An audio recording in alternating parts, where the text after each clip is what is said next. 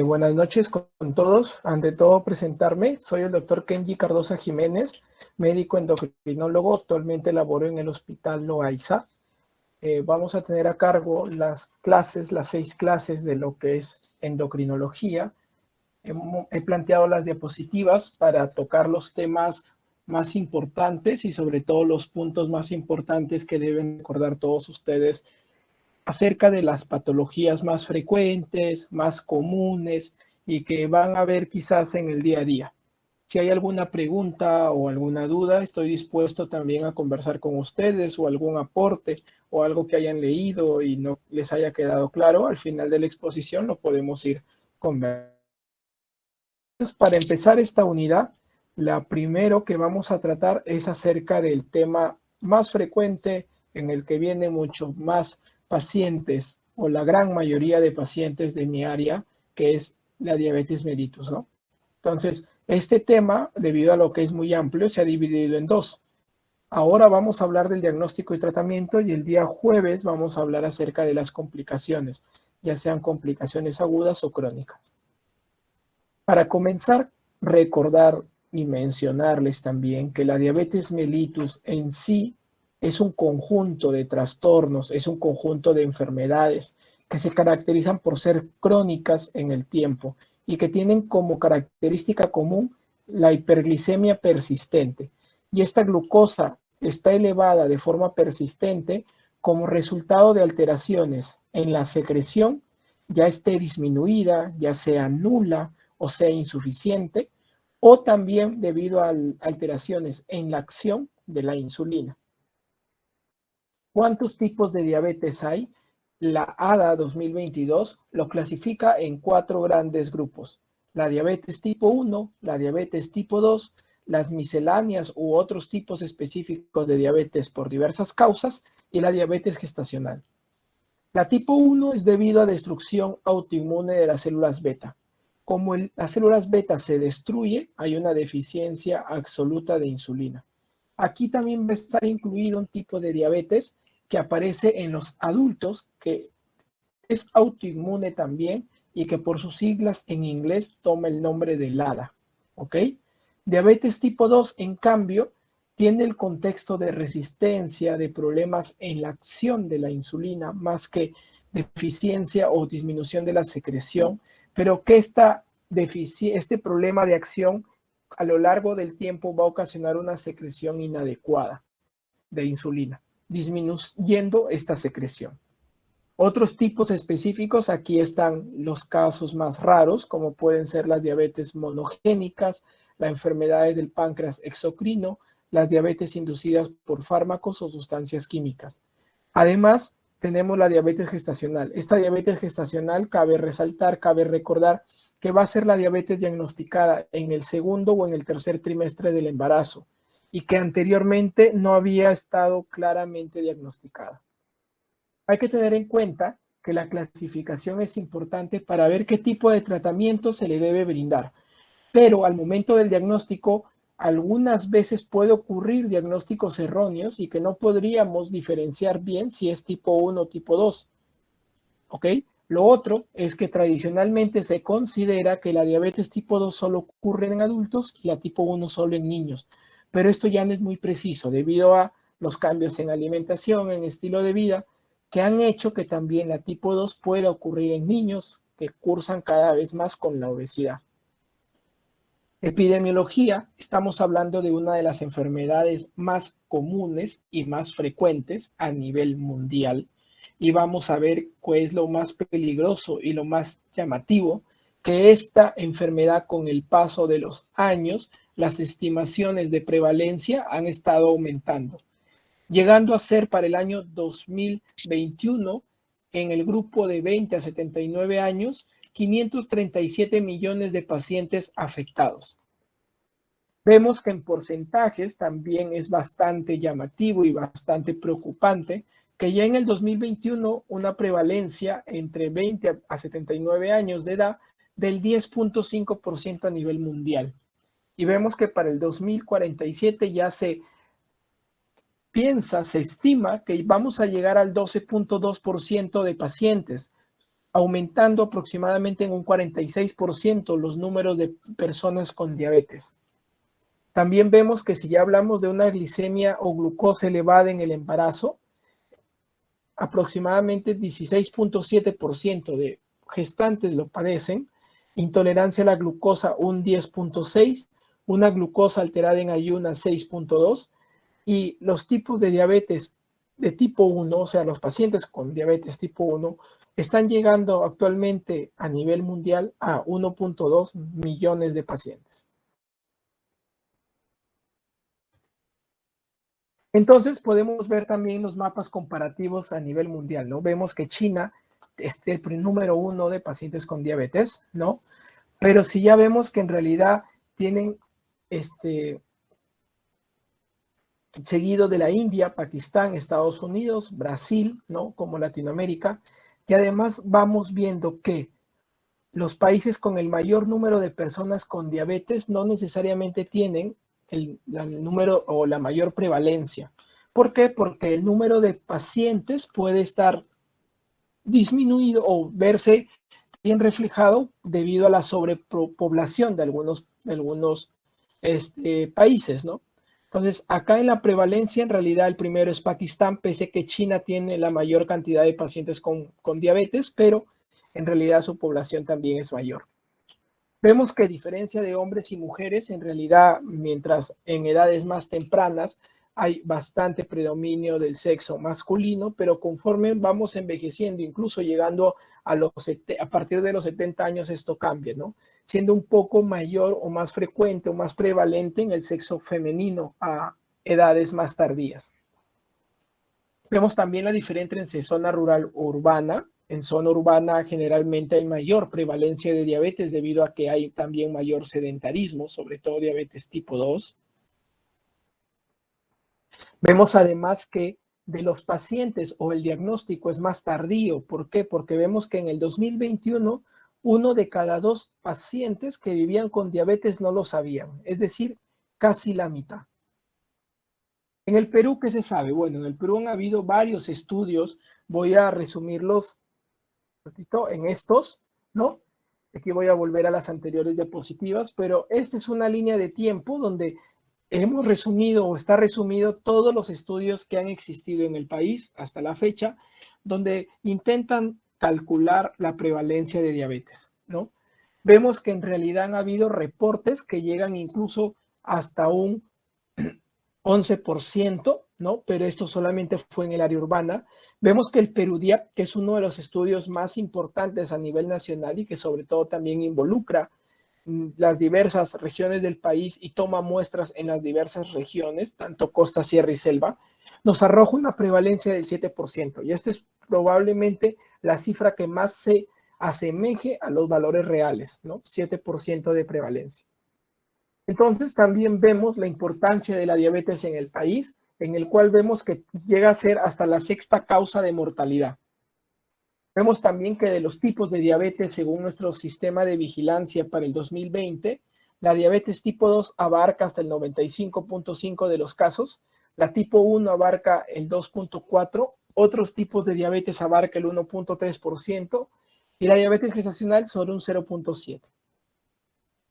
Según sexo en el país, la mayoría o la prevalencia es mayor en mujeres, como pueden ver acá, ¿no? En las gráficas, aunque esto ha ido cada vez más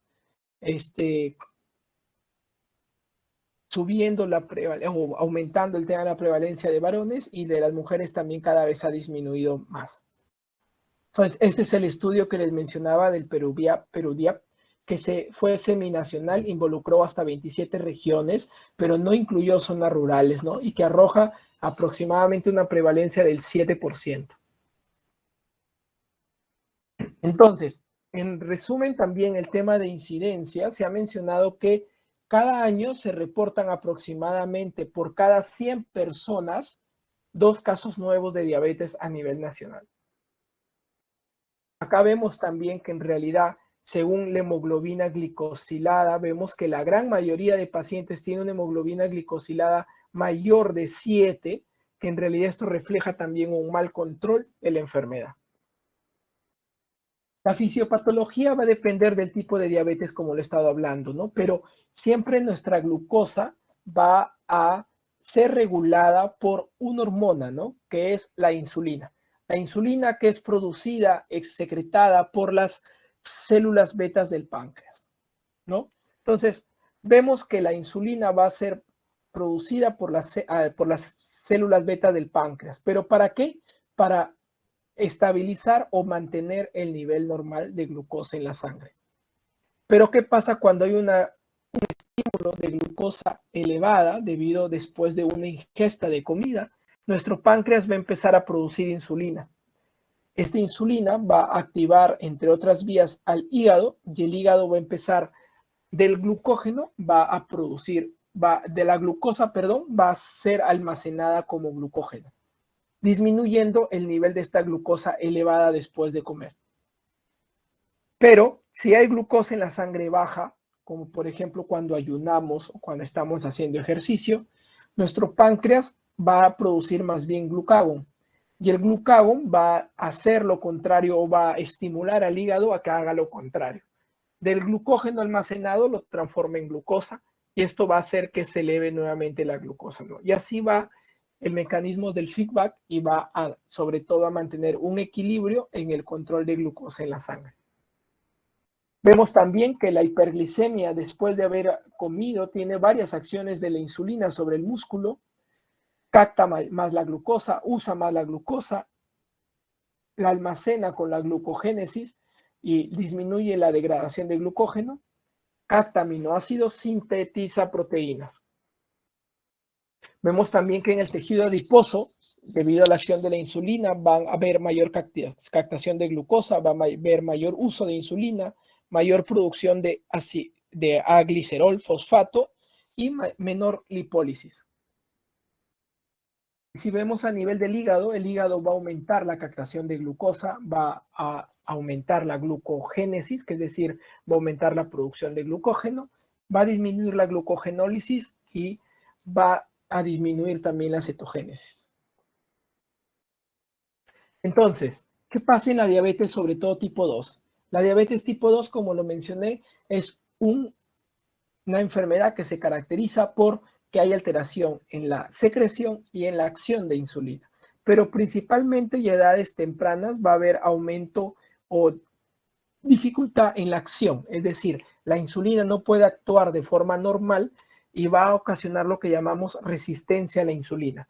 Para mantener nuestra glucosa normal, nuestro cuerpo tiene que producir mayor cantidad de insulina, pero va a llegar, como bien lo menciona la secreción de insulina, va a llegar el momento en que esto no va a poder seguirse sosteniendo, el páncreas se va a agotar de trabajar y va a empezar a bajar la secreción de insulina. Y es cuando ya el páncreas dice, ya no puedo más, ya no voy a bajar mi producción, voy a dejar de trabajar como trabajo hasta ahora, que mi glucosa va a empezar a subir, como pueden ver acá. Entonces, en la diabetes tipo 2, el inicio es aproximadamente, o el diagnóstico se da aproximadamente unos 10 años después de que inició todo, como pueden ver acá en la imagen. Bien, inician como una prediabetes. Incluso al momento del diagnóstico, en la diabetes tipo 2, puede que ya existan las complicaciones, tanto micro como macrovasculares. Entonces, recordemos que la diabetes tipo 2 va a estar relacionada tanto a resistencia a la insulina como disfunción de las células beta. En el tipo 1, en cambio, en el tipo 1 uno nace con predisposición genética, hay cierto modulador o cierto sustancia que puede alterar la inmunología del cuerpo, ¿no? Y va progresivamente a alterar lo que es la liberación de insulina, ¿no? Va a destruir las células betas del páncreas, el problema inmunológico. Y cuando ya quedan o se han destruido más del 80%, puede darse la diabetes totalmente manifiesta. Las manifestaciones clínicas, recuerden en realidad de estas, tienen que recordar las 4P, que es pérdida de peso, polidixia, polifagia y poliuria. Y otro quinto que cuando ya hay complicaciones puede presentarse que las parestesias, ¿no? En miembros inferiores. Pero también puede haber cansancio, puede haber deseo frecuente de miccionar, puede haber irritabilidad, puede haber calambres, etc. Otros también pueden ser tendencia a infecciones, deshidratación, impotencia y parestesias. Profesor, Sí, una pregunta. ¿Y cómo puede haber aumento del apetito y al mismo tiempo una pérdida del peso? bien, buena pregunta. Cuando un paciente está con diabetes, vemos que así como hay disfunción de las células beta y ya no hay secreción de insulina, al no haber secreción o disminución ya de la secreción de insulina, van a aumentar todas las hormonas que son catabólicas. Va a aumentar el cortisol, va a aumentar la adrenalina, va a aumentar glucagón, etcétera, y ellas también van a producir un estado catabólico, un estado de inflamación sistémica, lo que va a generar en realidad también una movilización tanto de formación de degradación de proteínas, degradación de las grasas, etcétera, ¿no? Es por eso el estado hipercatabólico que tienen los pacientes con diabetes cuando la glucosa está demasiado alta. Es por ese estado hipercatabólico que el paciente, pese a que come, baja de peso. Bien, Ok, entonces, gracias. bien, continuando, vemos también las diferencias entre diabetes tipo 1 y diabetes tipo 2. Vemos que la tipo 1, lo más común, no es siempre, inicia en niños y adolescentes, la tipo 2 en adultos. El peso en el tipo 1 casi nunca va con sobrepeso u obesidad al momento del diagnóstico, pero la tipo 2 generalmente sí está asociada a sobrepeso u obesidad. La tipo 1 presenta anticuerpos, la tipo 2 no. En lo que es patología es un estado de inflamación de insulinitis. Acá la tipo 2 aparecen depósitos de amiloide. La tipo 1 es de inicio más brusco, la tipo 2 es más insidioso. Los síntomas son más evidentes en el paciente con tipo 1 que en el tipo 2. Las complicaciones, son dos tipos de complicaciones que vamos a hablar en la próxima clase. Una se llama cetoacidosis diabética y la otra un estado hiperosmolar. La cetoacidosis es más común de tipo 1 y el estado hiperosmolar es más común de tipo 2. Las complicaciones en el tipo 2 pueden ya estar presentes al diagnóstico. El paciente con diabetes tipo 2 puede ya llegarte con retinopatía, con nefropatía, con neuropatía, con calambres, con parestesias, etc. Tratamiento inicial del tipo 1, como lo que le falta es insulina, el tratamiento en sí se da con insulina. El tipo 2, dieta y ejercicio, y se puede optar por diversos fármacos que existen en el mercado. Entonces, los niños normalmente de diabetes tipo 1 presentan los síntomas clásicos. En cambio, la diabetes tipo 1 en adultos suele ser un poco más difícil de diagnosticar, no aparece con los síntomas clásicos. Entonces, ¿cómo pensar o en qué casos pensar un tipo 1 en adultos? Si es de edad más joven, menos de 35 años, si nunca fue obeso o sobrepeso, siempre mantuvo un IMC más bajo, más de 25, la pérdida de peso fue mínima, pero involuntaria, ¿no? Y unas glucosas más elevadas, llegando incluso a 360 a más, puede hacerte pensar en tipo 1. Diagnóstico. Entonces, para diagnosticar la diabetes hay diversos momentos, hay diversas maneras.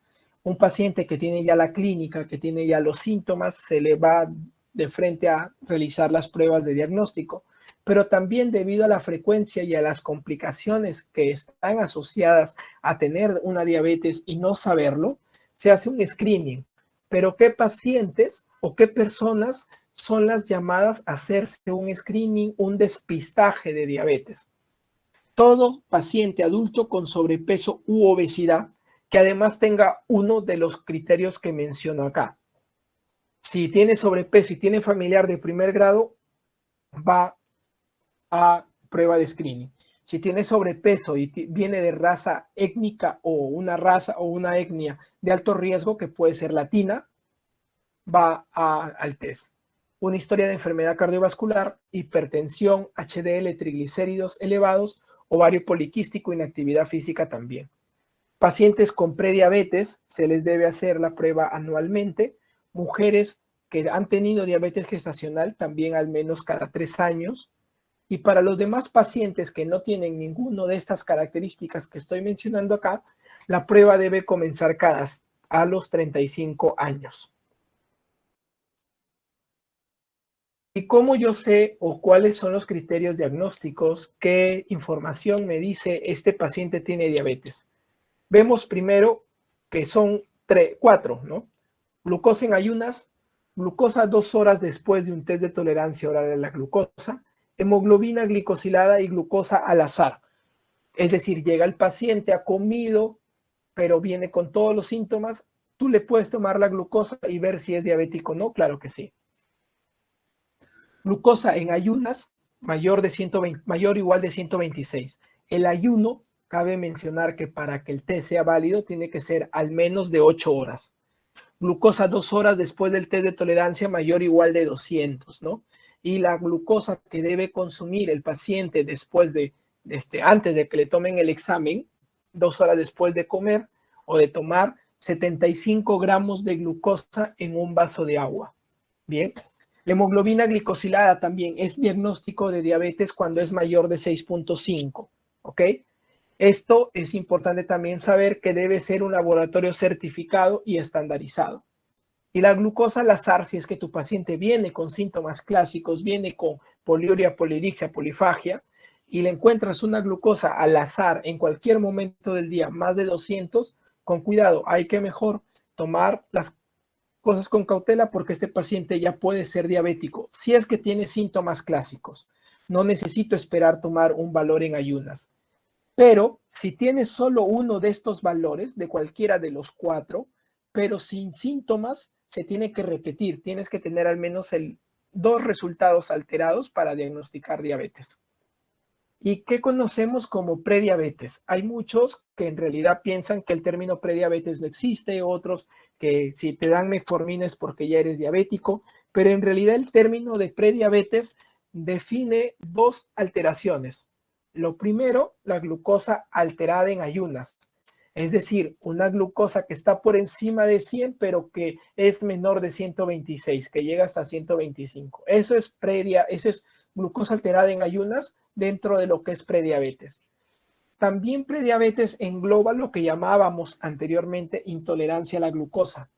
Y esto es que 2 horas después de tomar la carga de glucosa de 75 gramos de glucosa anhidra, la glucosa se mantenga entre 140 y 199. Eso también está alterado y está incluido en lo que llamamos prediabetes.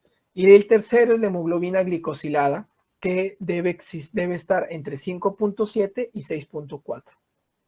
Pero hablando de hemoglobina glicosilada, también ustedes deben saber este punto, que en realidad la hemoglobina glicosilada puede alterarse por varias causas que no solo es la glucosa.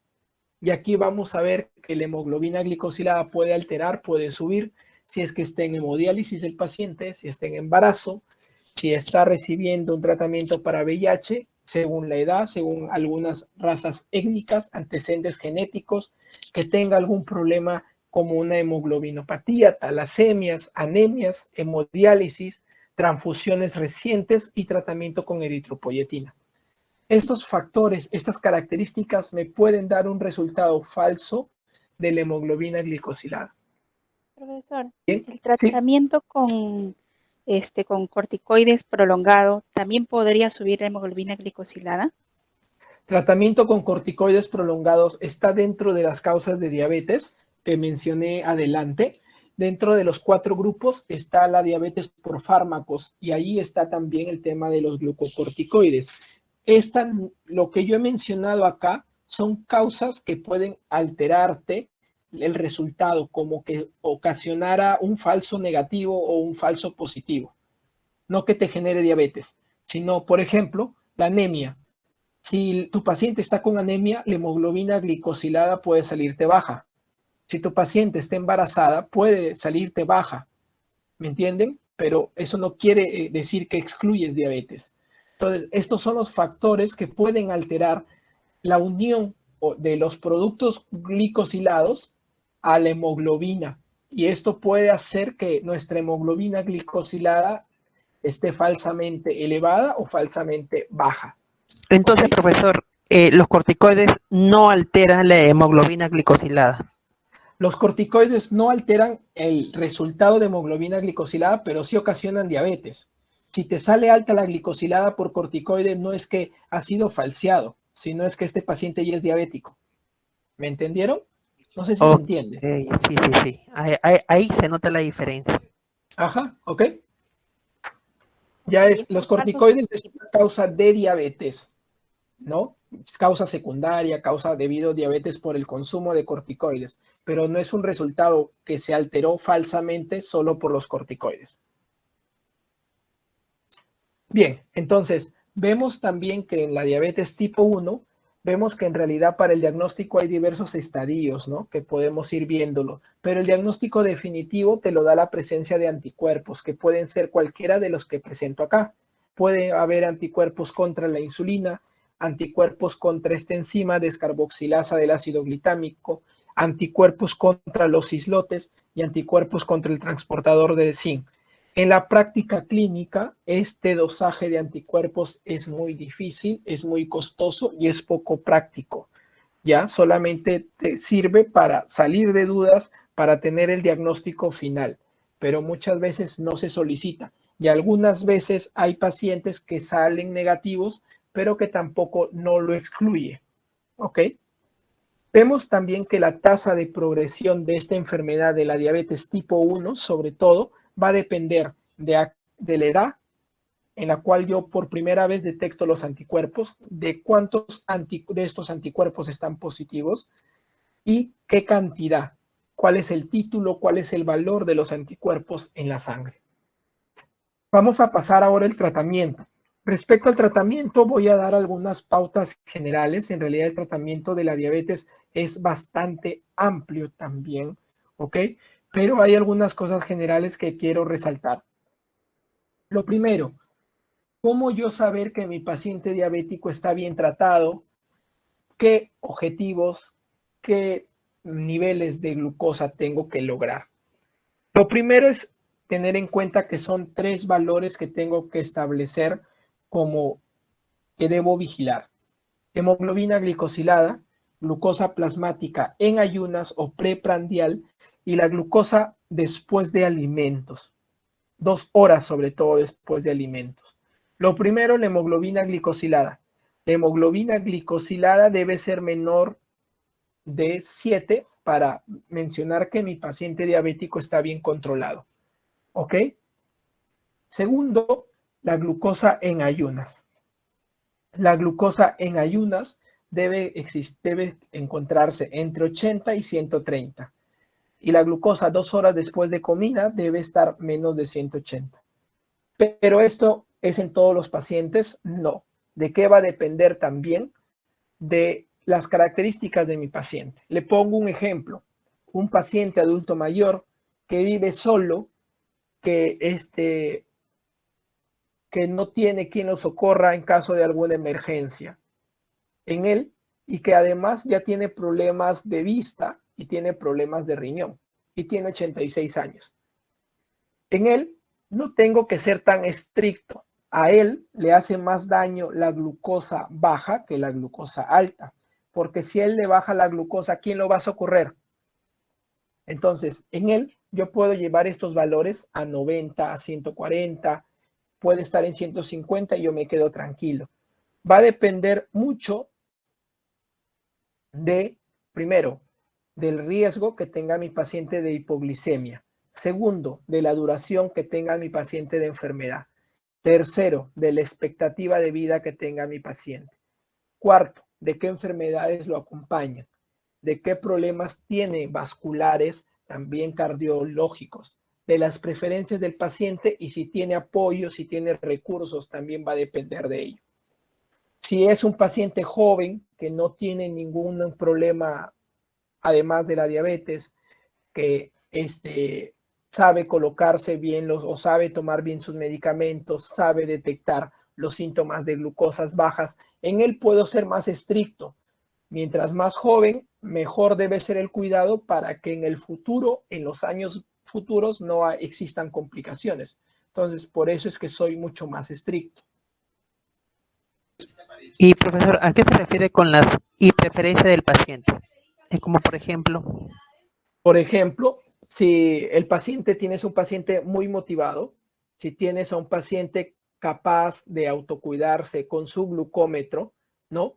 Entonces, en él tú puedes ser mucho más estricto.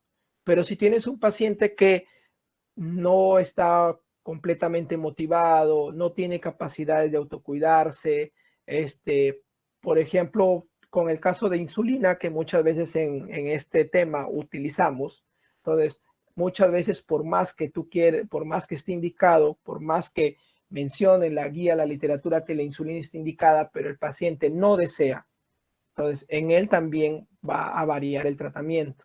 Vas a tener que ponerle una terapia, un tratamiento que tú sabes que es menos efectivo, pero que al menos lo va a tomar diario y no como en el caso de insulina, que quizás ni siquiera se lo aplique. Si no puedes persuadir al paciente, también tienes que un poco lidiar con las preferencias de él. ¿Ok? Entonces, esta lámina, esta imagen es bastante característica y resume las diferentes terapias y sobre todo los mecanismos de acción o a nivel de dónde actúan. La diabetes no solo afecta al páncreas, sino también hay alteraciones a nivel del hígado, sobre todo hay un incremento en la producción de glucosa, a nivel intestinal hay un incremento en la absorción de glucosa, a nivel de la grasa, del tejido adiposo y del músculo hay una disminución en la captación de glucosa y a nivel del páncreas hay una disminución en la secreción de insulina. Entonces, diferentes medicamentos actúan a estos niveles. Vemos que a nivel del hígado, disminuyendo la producción de glucosa, va a actuar la biguanidas, que son las famosas metforminas, va a actuar las tiazolinedionas, que son la rosiglitazona y la piroglitazona. A nivel disminuyendo la absorción de glucosa a nivel del intestino, van a ser los cambios nutricionales, va a ser los inhibidores del DPP4, los GLP-1 también, los análogos de amilina que no tenemos en el país. A nivel del páncreas, favoreciendo o aumentando la secreción de insulina, tenemos a las sulfonilurias, a la insulina por sí, ¿no? A los análogos y también a los agentes relacionados o con el efecto incretina, ¿no? Y también a nivel muscular y de tejido adiposo, lo más importante como tratamiento está la actividad física y también a la cabeza las tiazolinidionas. Este es un cuadro, ¿no? Un cuadro resumen. En realidad también es bastante grande, pero los puntos importantes acá que hay que recordar y que les debo enfatizar es que esta es la línea donde están todos los medicamentos que existen a nivel mundial para disminuir la glucosa, es decir, antihiperglicémicos. Bien, entonces vemos metformina, GLP-1, CGLT2, DPP4, agonistas del GLP-1, tiazolinedionas, sulfonilurias, entre otros más, insulina, pramilina, ¿ok?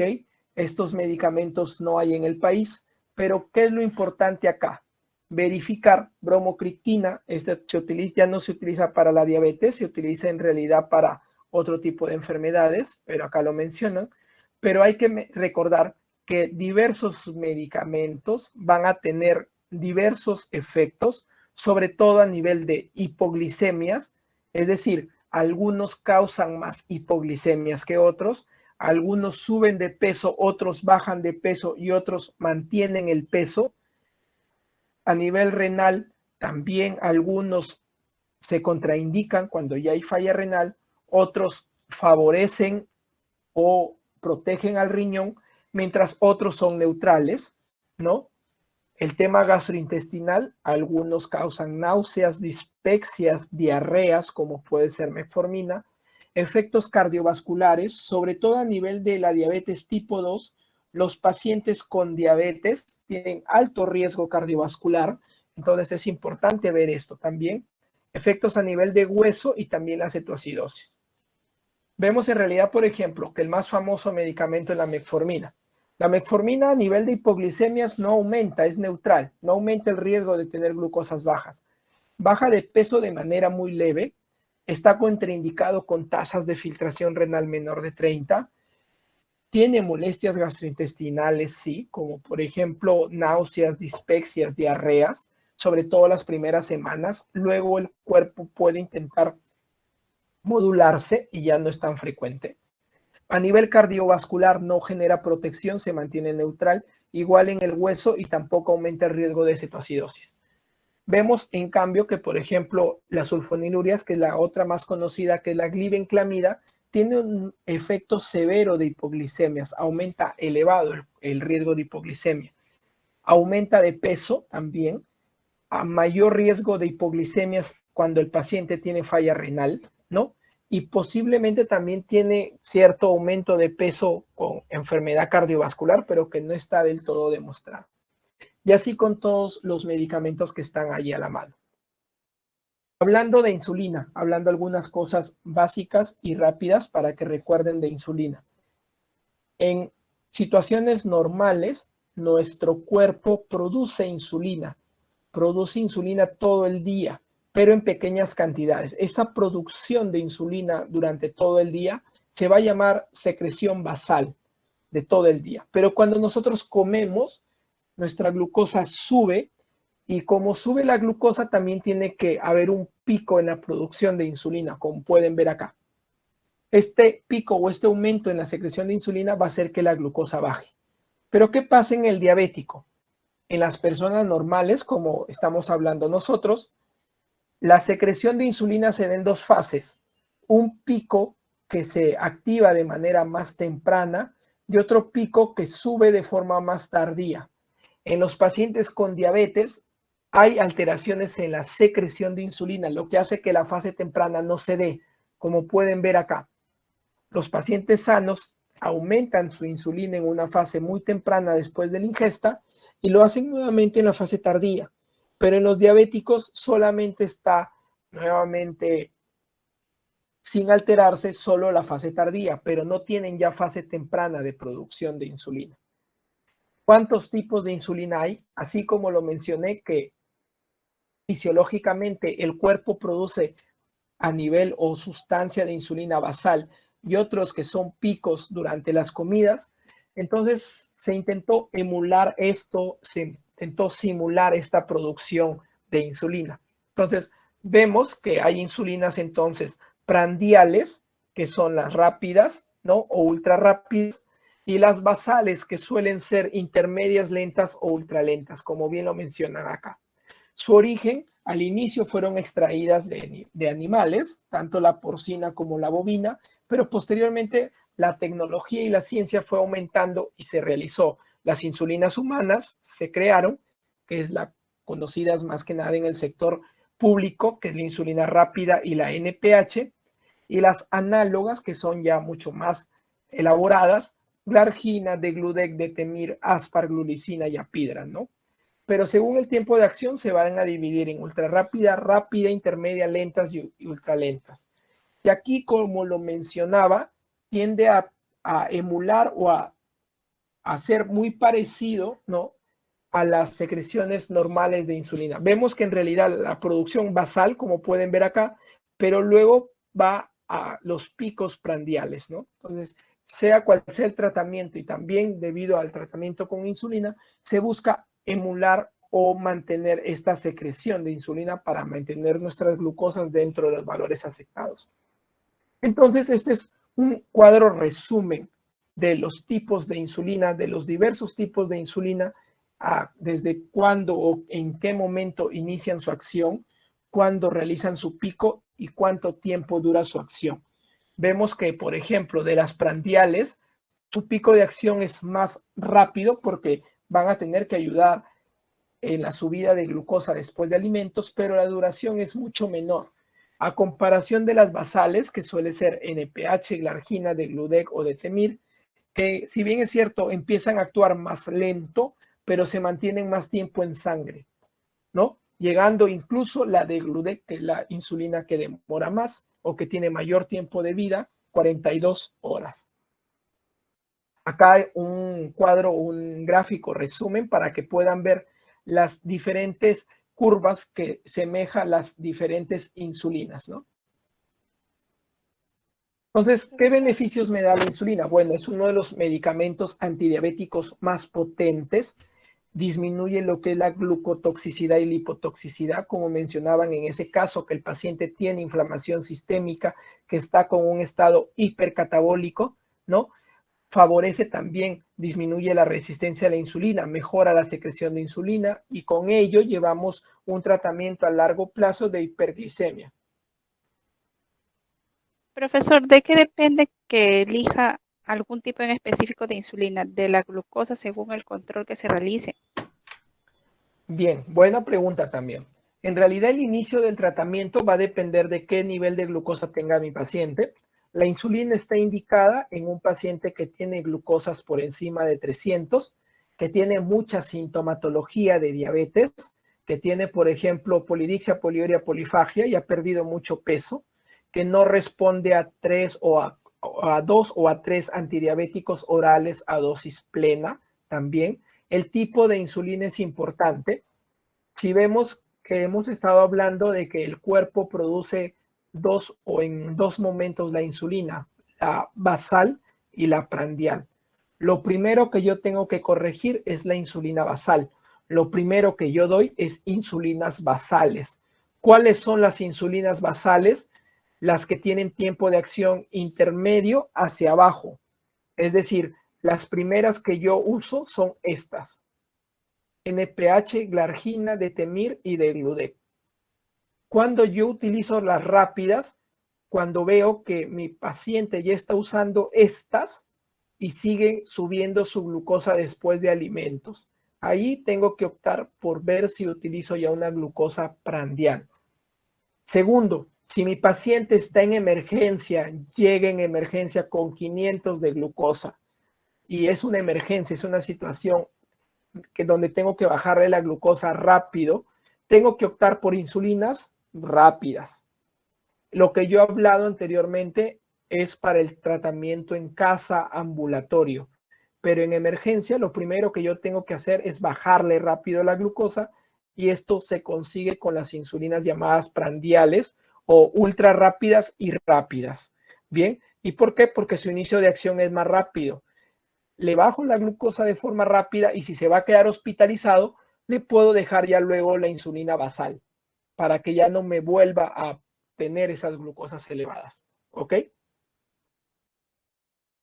Ok, gracias. Entonces, como lo mencionaba, ¿por qué optar insulina? Este es un cuadro donde mencionan hasta cuándo disminuye, hasta cuánto disminuye mi glicosilada, ¿ok?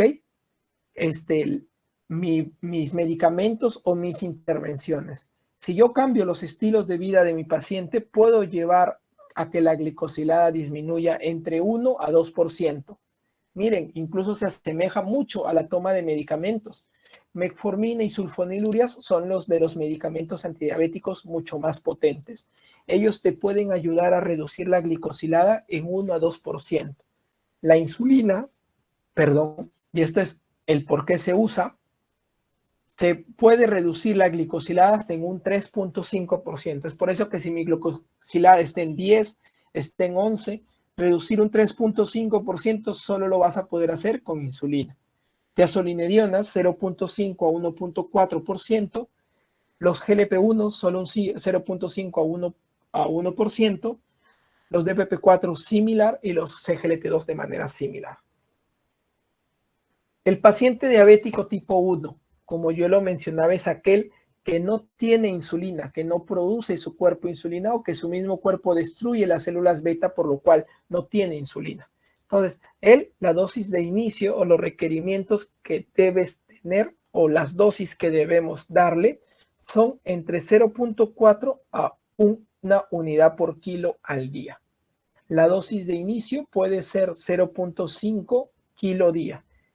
Y en él sí hay que tener en cuenta que como está afectada la producción de insulina, se va a afectar las dos producciones de insulina, tanto a nivel basal como a nivel prandial. Entonces, en él tengo que dar la mitad de la dosis basal y la mitad prandial. Bien, ¿alguna pregunta, chicos, hasta aquí? ¿Alguna duda con respecto a la primera mitad de este tema que vamos a también a comentarlo el día jueves en la próxima clase, pero sobre todo las complicaciones. Profesor, y para el diagnóstico, ¿se puede realizar por algún examen de imagen, evaluando el páncreas, algo para poder evaluar No, si tiene o no diabetes? no. Hay mucha idea y en realidad eso está totalmente erróneo, que pensar que se puede hacer una resonancia de páncreas o se puede hacer alguna imagen no te dé el diagnóstico de diabetes. En estos casos te podría ayudar si es que estás sospechando en una pancreatitis crónica o algún problema que esté relacionado a la diabetes, que esté ocasionando no solo diabetes, sino alguna otra alteración. Pero para diagnosticar diabetes los criterios ya están dados, que es glucosa en ayunas, test de tolerancia oral y hemoglobina glicosilada. Y en cuanto al tratamiento con antidiabéticos orales, ¿cuál es el antidiabético que podría ocasionar una elevación en el peso? Bien, a la cabeza las sulfonilurias y le sigue muy de cerca la insulina también. La insulina es muy buen medicamento, pero tiene un problema, que si el paciente sobre todo no hace una alimentación sana, te va a aumentar peso. Creo que son los dos medicamentos que aumentan peso. Los que reducen peso significativamente y que deben tenerlo siempre en cuenta en los pacientes obesos son el GLP-1 y los inhibidores del CGLT2. Llamemos empaglifosina, canaglifosina, dapaglifosina o también liraglutide, exenatide, dulaglutide, semaglutide últimamente que está saliendo. Estos dos familias de medicamentos reducen peso, mientras que sulfonilurias e insulina suben de peso. Profesor, y solamente con decirle que realice una caminata es suficiente o sí y tiene que escoger un deporte X para que lleve un buen nivel de glucosa durante toda su vida? Ya, muy buena también la pregunta y en realidad también para que siempre a sus pacientes o familiares con diabetes también los oriente. El tema de la actividad física no es solo caminatas, ¿ok? Es hacer algo más de lo que ya estás acostumbrado a hacer. Primero, eso es lo que acostumbro y lo que mencionan de que debe prescribirse a los pacientes y lo que acostumbro a decirles. Tú por tu trabajo caminas de aquí para allá, vas en el mercado, trabajas, no es suficiente, eso ya está acostumbrado tu cuerpo.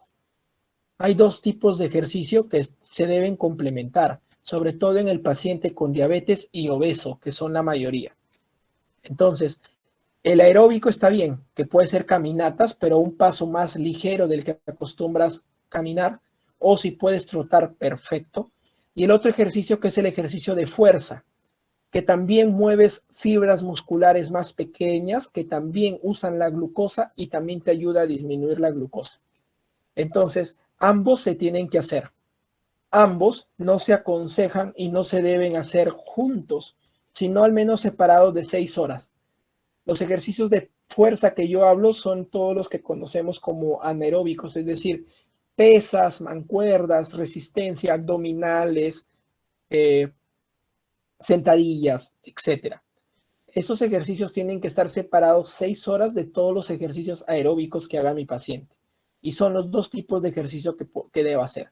Si no quiere ir al gimnasio, no hay problema que los haga desde casa, ¿no? Pero siempre se debe indicar que debe ser algo más de lo que ya está acostumbrado y no simplemente el tema de caminatas. Una pregunta, Gracias. ¿la prediabetes también se podría determinar con valores de hemoglobina glicosilada? Sí, claro. La prediabetes, perdón, no lo mencioné, solo mencioné el test de tolerancia y la glucosa en ayunas, el valor, pero sí está en las diapositivas. La prediabetes está determinada con una hemoglobina glicosilada de 5.7 a 6.4.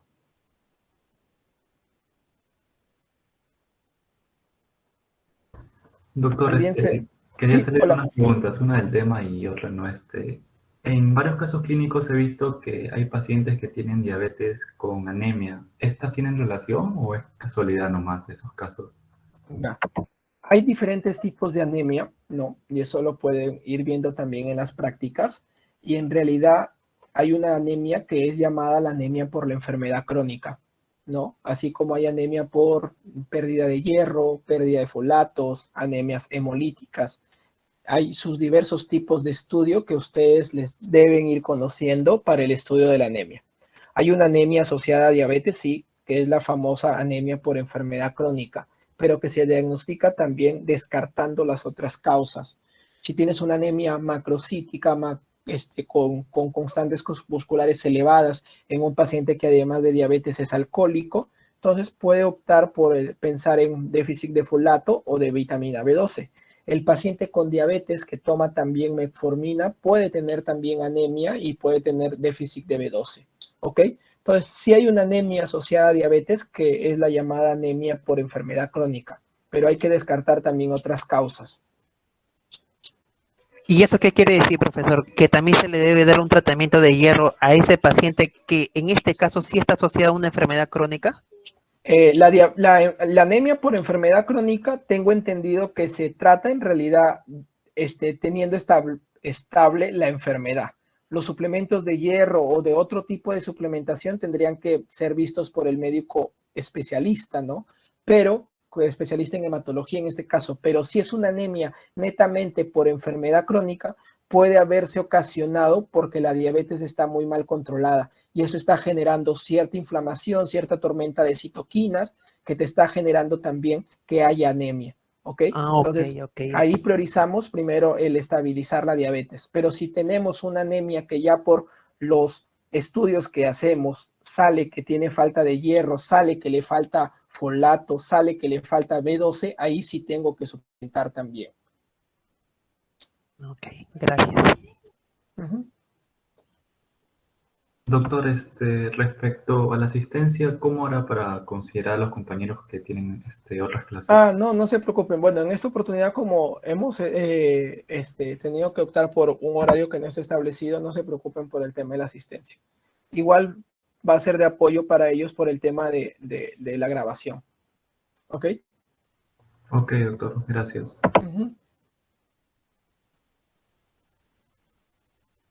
Más bien, no sé quién es el delegado, con quién he estado hablando por WhatsApp. Me brinda su correo y le puedo mandar las diapositivas por PDF. ¿Ok? Para que las tengan. Sí, doctor, muchísimas gracias. Ya dejo mi correo por acá ahorita. Ya, o si no, por WhatsApp me escribes. ¿Ok? Ya, doctor, por WhatsApp. Bien.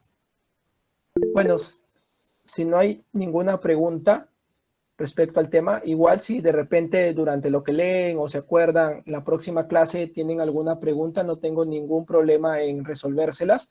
Ya nos estaremos viendo entonces el jueves en la noche. ¿Ok? Gracias, doctor. Ok, profesor. Gracias. Hasta luego. Muchísimas gracias por responder las preguntas. Gracias. Bien. Hasta Buenas luego. noches. Un gusto. Buenas noches.